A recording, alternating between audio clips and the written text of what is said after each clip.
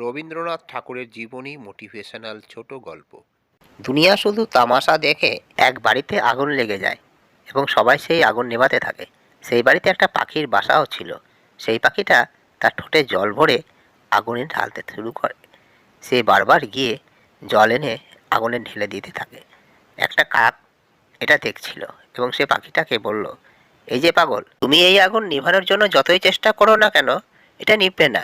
তখন পাখিটা বলে উঠল, আমি জানি আগুন নিভবে না, কিন্তু যখনই এই আগুনের কথা বলা হবে তখন আমি আগুন নিভিয়ে ফেলার দলে গণ্য হব, আর তুমি গণ্য হবে তামাশা দেখার দলে।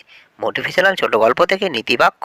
আমাদের জীবনের অনেক মানুষের আছে যারা আমাদের পরিশ্রমের চেয়ে আমাদের পরাজয় দেখতে পছন্দ করে।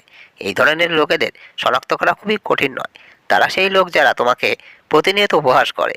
এই ধরনের লোকরা সবসময় তোমাকে নিরুৎসাহিত করবে। তাই নিজেকে সবসময় এই ধরনের লোকেদের থেকে দূরে রাখো।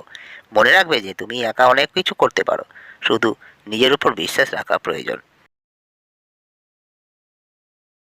একাকিত্ব নিয়ে অনুপ্রেরণামূলক গল্প। ফকিরের গল্প। নদীর ধারে এক ফকির বসেছিল।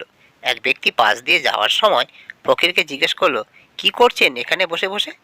ফকির বলল, আমি অপেক্ষা করছি পুরো নদী শুকিয়ে যাওয়ার জন্য, যাতে আমি নদী পার হতে পারি। লোকটা বলল, বাবা তুমি কি রকম কথা বলো? পুরো জল শুকোনোর অপেক্ষায় তুমি কখনো নদী পার হতে পারবে না। তখন সেই ফকির বলল, আমি মানুষকে এটাই বোঝাতে চাই যে তোমরা যারা সব সময় বলতে থাকো যে জীবনের সব দায় দায়িত্ব পূর্ণ হলেই আমাদের খুশি হওয়া উচিত, মজা করা উচিত, ঘোরাঘুরি করা, সবার সাথে দেখা করা, সেবা করা উচিত, তারা ঠিক কথা বলে না। অনুপ্রেরণামূলক গল্প থেকে যে নীতি বাণী পায়, একদিন আমাদের জীবন শেষ হয়ে যাবে, কিন্তু এই দায়িত্ব কখনো শেষ হবে না। আমাদের জীবনের এই দায়িত্বগুলো আমাদেরকে জীবনের পথে চলার সাথে সাথে নিতে হবে এবং প্রতিটি কাজ করতে হবে যা আমাদের সুখ দেবে। আমাদের দায়িত্বের বোঝা কখনোই এতটা বাড়ানো উচিত নয় যে জীবনে শুধু দুঃখই থেকে যায়।